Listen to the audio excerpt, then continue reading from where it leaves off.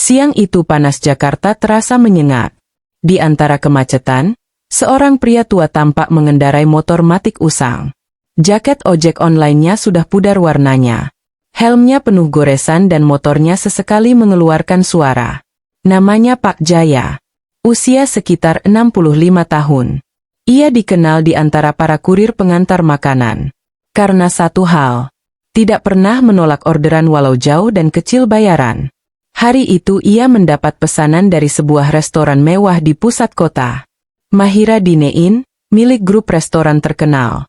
Orderannya satu set makan siang spesial ditujukan ke kantor konsultan di lantai 20 gedung elit. Sesampainya di lobi, Pak Jaya berdiri menunggu dengan tenang. Namun, seorang resepsionis wanita memandanginya dengan pandangan sinis. "Bapak dari ojol ya? Tolong jangan berdiri di sini ya." Harum ruangan jadi terganggu. Pak Jaya hanya tersenyum dan mengangguk. "Maaf, Mbak. Saya hanya tunggu lift sebentar." Tak lama, dua orang karyawan muda turun dari atas. Mereka mengenakan jas dan membawa tas laptop mahal. Salah satunya Rian, staf marketing senior melihat Pak Jaya dan langsung tertawa kecil. "Buset, dari mana lagi nih kurir tua? Jaketnya kayak dari zaman Majapahit." Celetuknya sambil tertawa bersama temannya.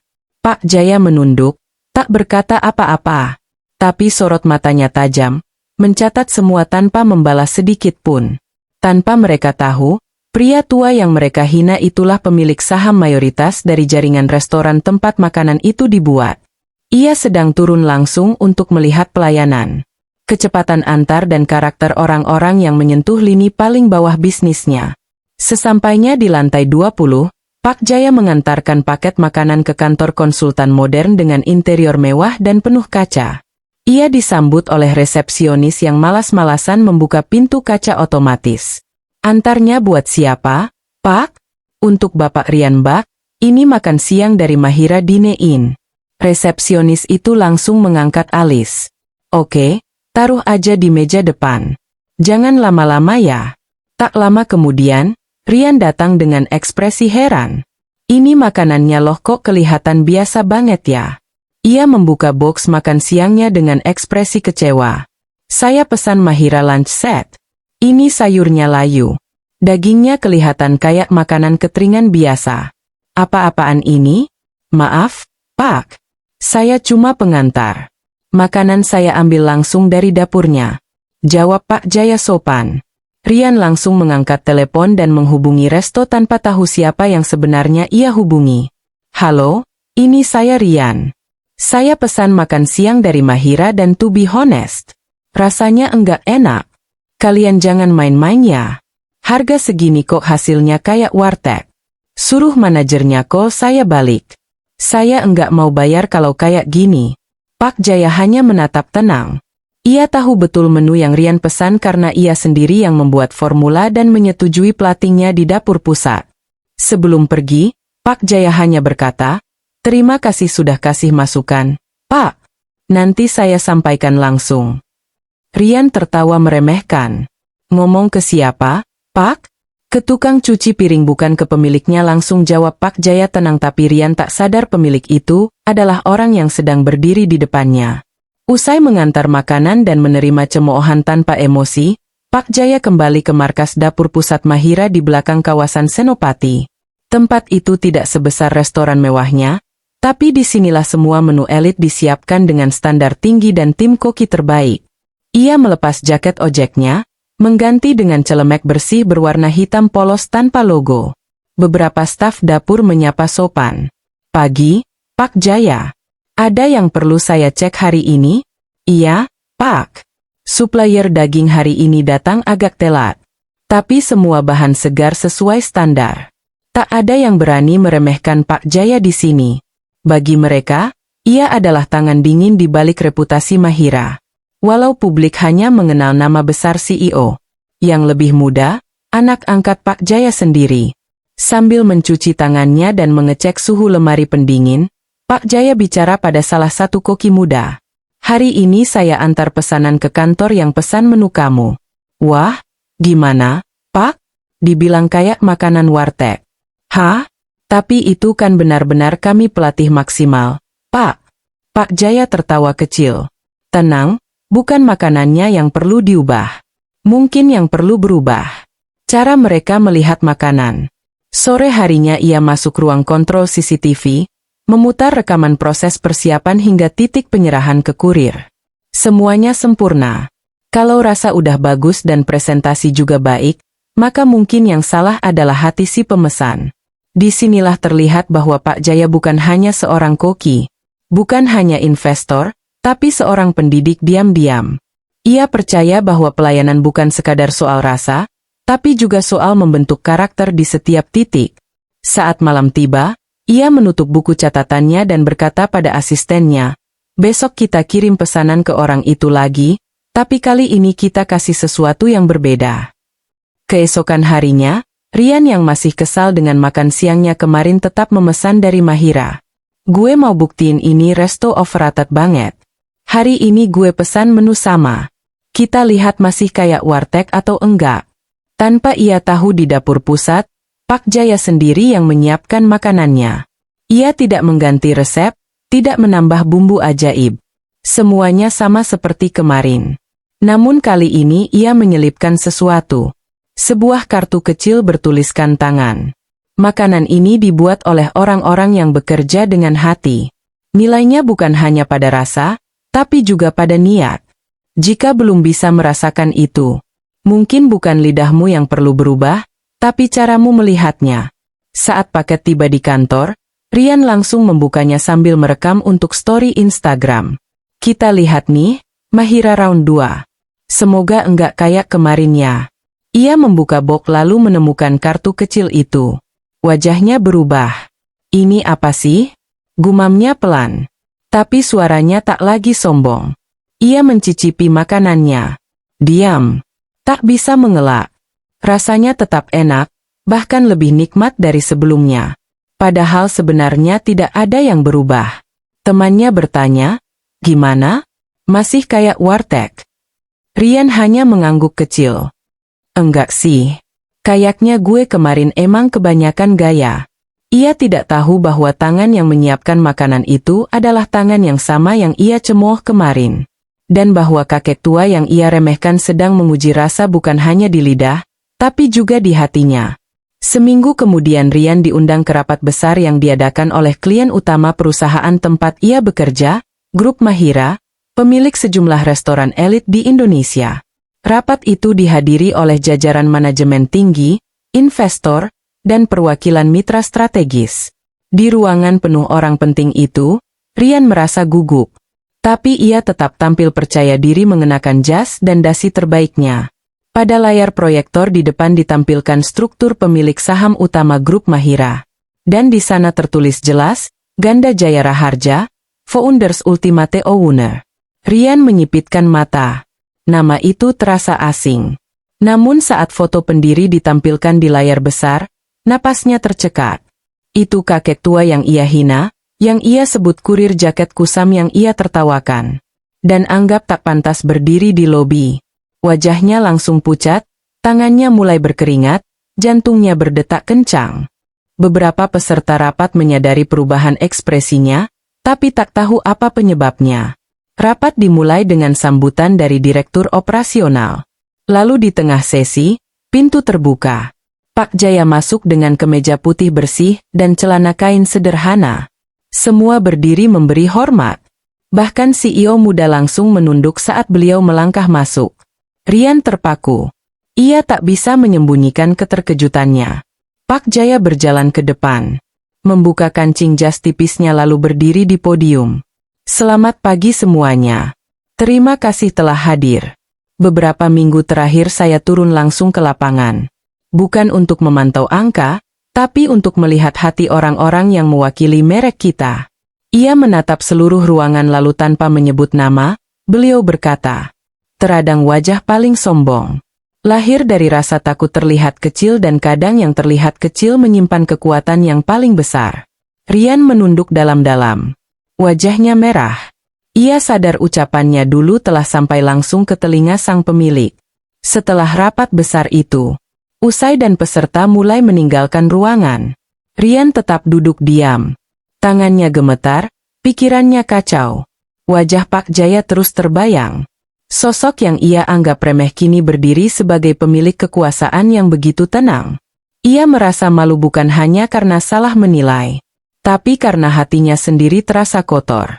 Beberapa saat kemudian, Pak Jaya keluar dari ruang VIP dan berjalan melewati lorong. Rian dengan langkah berat berdiri dan menghampirinya. "Pak!"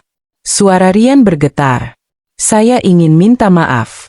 Pak Jaya berhenti, menatapnya dengan wajah tenang.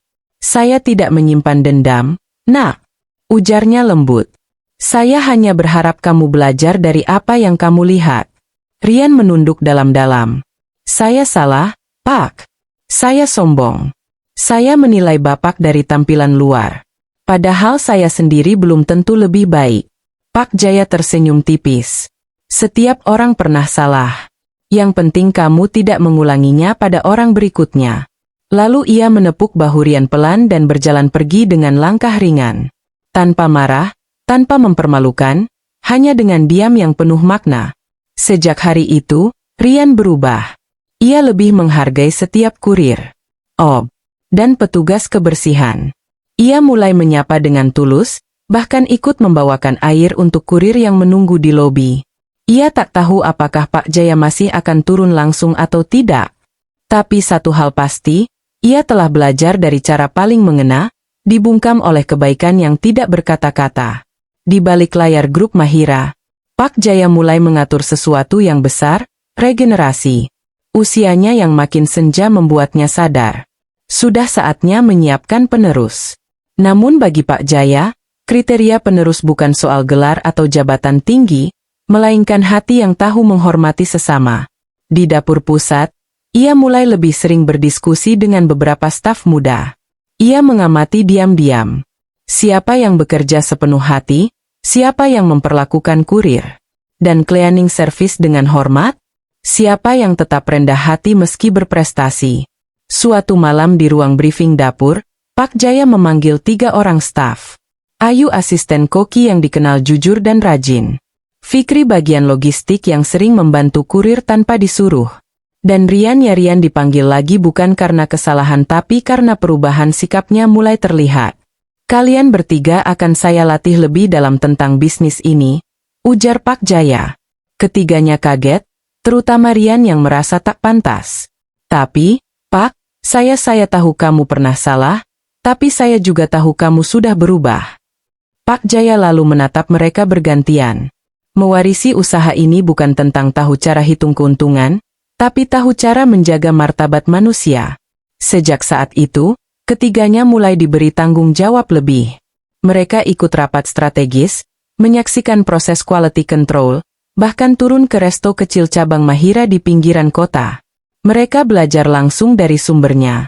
Bukan hanya tentang makanan, tapi tentang nilai kehidupan.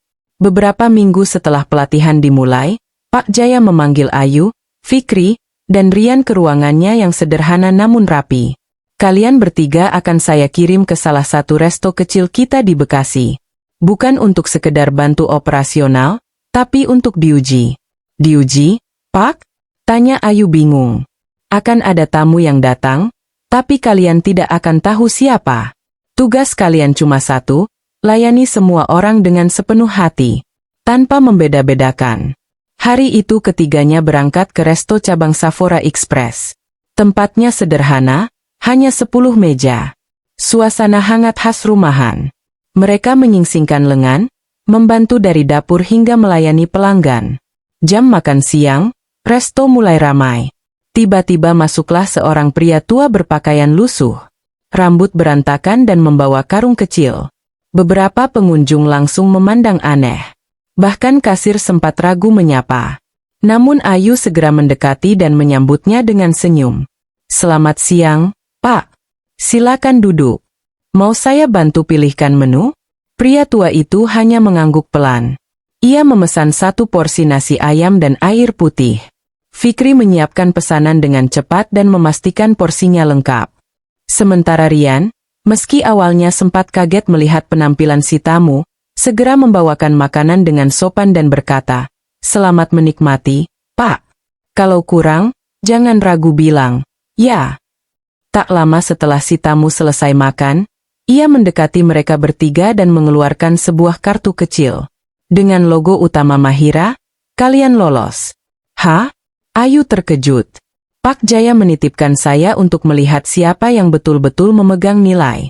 Pria itu ternyata salah satu orang kepercayaan Pak Jaya yang sengaja menyamar untuk menguji mereka. Ketiganya terdiam. Rian nyaris menangis. Saya benar-benar belajar, Pak. Terima kasih. Seminggu setelah ujian di resto kecil itu, Ayu, Fikri, dan Rian dipanggil kembali ke kantor pusat Mahira. Mereka bertiga duduk berjajar di ruang pertemuan kecil yang terasa hangat dan personal. Berbeda dari ruang rapat biasa. Pak Jaya duduk di depan mereka mengenakan kemeja putih dan sarung tenun dengan secangkir teh panas di tangan. Saya sudah memperhatikan kalian semua bukan hanya di dapur, tapi juga dalam cara kalian memperlakukan orang lain. Ia menatap satu persatu lalu tersenyum. Ayo, kamu punya hati tulus dan kesabaran luar biasa, Fikri. Kamu peka terhadap sekitar dan selalu ringan tangan. Rian. Rian menunduk. Saya tahu saya banyak salah, Pak. Tapi kamu juga belajar. Dan itu yang paling penting. Pak Jaya lalu mengeluarkan 3 amplop coklat. Mulai bulan depan kalian akan menjadi bagian dari tim perintis program baru Sephora. Warung bernilai resto cabang sederhana yang menyajikan makanan elit dengan harga rakyat tapi dengan pelayanan sekelas bintang 5. Ketiganya terpanah. Saya tidak akan selalu ada, tapi saya percaya tangan-tangan kalian bisa menjaga apa yang saya bangun. Bukan sebagai pemilik, tapi sebagai penjaga nilai. Hari itu, ketiganya keluar dari ruangan dengan dada bergemuruh. Mereka tak mendapat warisan uang, tapi mereka mewarisi kepercayaan.